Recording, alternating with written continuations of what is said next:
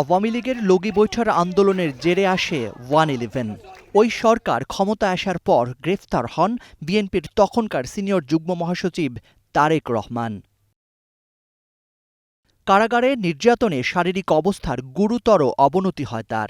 পরে আদালতের নির্দেশে ২০০৮ সালের সেপ্টেম্বরে চিকিৎসার জন্য পাঠানো হয় যুক্তরাজ্যের লন্ডনে।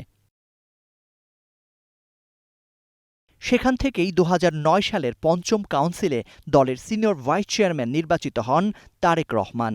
হাসিনা সরকারের যোগসাজশে দুদকের মামলায় ২০১৮ সালে বিএনপি চেয়ারপারসন বেগম খালেদা জিয়াকে পাঠানো হয় কারাগারে। এরপর দলের ভারপ্রাপ্ত চেয়ারম্যান হন তারেক রহমান। সরাসরি হাল ধরেন বিএনপির। ৫ আগস্ট ছাত্র জনতার অভ্যুত্থানে শেখ হাসিনা ভারতে পালানোর পরপরই শুরু তারেক রহমানের দেশে ফেরার জোর গুঞ্জন। কবে ফিরছেন তিনি? আমি গত ৩ মাসে বেগম খালেদা জিয়ার কাতারি প্লেনে করে আমিও আসছি, আমার ওয়াইফ আসছে আমার সাথে। তো এই ৩ মাসে আমি এখনও বাংলাদেশে।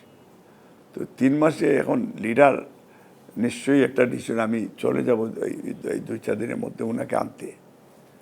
তো ডেটটা মহাসচিব ঘোষণা দিবে, তাহলে অগাস্টে তো আমিও আশা করছি যে একটা সম্ভাবনা আছে। নাহলে কারণ অগাস্ট না সেপ্টেম্বর তো একটা তো হবেই। তো এই ডেটটা আমি এইটাই বলবো যে আপনাকে, যে এটা মহাসচিব ঘোষণা দিলে এটা জাতি মানে এটা সবচেয়ে কনফিডেন্সটা ওইভাবেই থাকুক। কয়েকদিন পরই আওয়ামী লীগ পতনের বছর পূর্তি। এ অবস্থায় প্রশ্ন উঠেছে তারেক রহমানের দেশে ফিরতে বাধা কোথায়। তারেক রহমান সাহেব দীর্ঘ সময় দেশের বাইরে ছিল, উনি তো আসবেন, অবশ্যই আসবেন। তো সেটা হচ্ছিল যে আসার জন্য যে যে পরিস্থিতি হওয়া দরকার, এখন আমি মনে করি এখনও সেটা তৈরি হয়নি। এইরকম একটা ল অ্যান্ড অর্ডারের অবস্থাতে তারেক রহমান সাহেবের আসার সময় ঠিক হয়নি। যখন সময় হবে তারেক রহমান অবশ্যই আসবে। দেশের মাটির স্পর্শ পেতে বিএনপির ভারপ্রাপ্ত চেয়ারম্যান প্রস্তুত বলে জানাচ্ছেন আরেক কেন্দ্রীয় নেতা।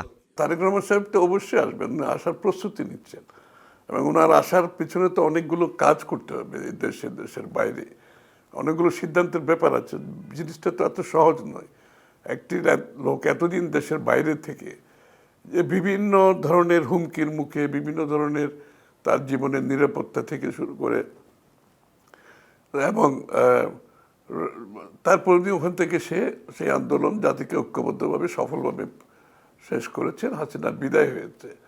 এখন তো অবশ্যই সারা দেশ ওনার অপেক্ষায় আছে, শুধু বিএনপির নেতাকর্মী তো না, সবাই ওনার অপেক্ষায় আছেন।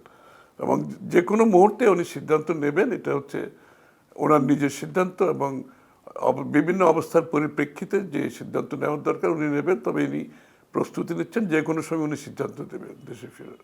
দলের ভারপ্রাপ্ত চেয়ারম্যানকে বরণ করতে বিএনপির সর্বস্তরের নেতাকর্মী সহ পুরো দেশ উদগ্রীব বলেও জানিয়েছেন বিএনপির নীতি নির্ধারকেরা।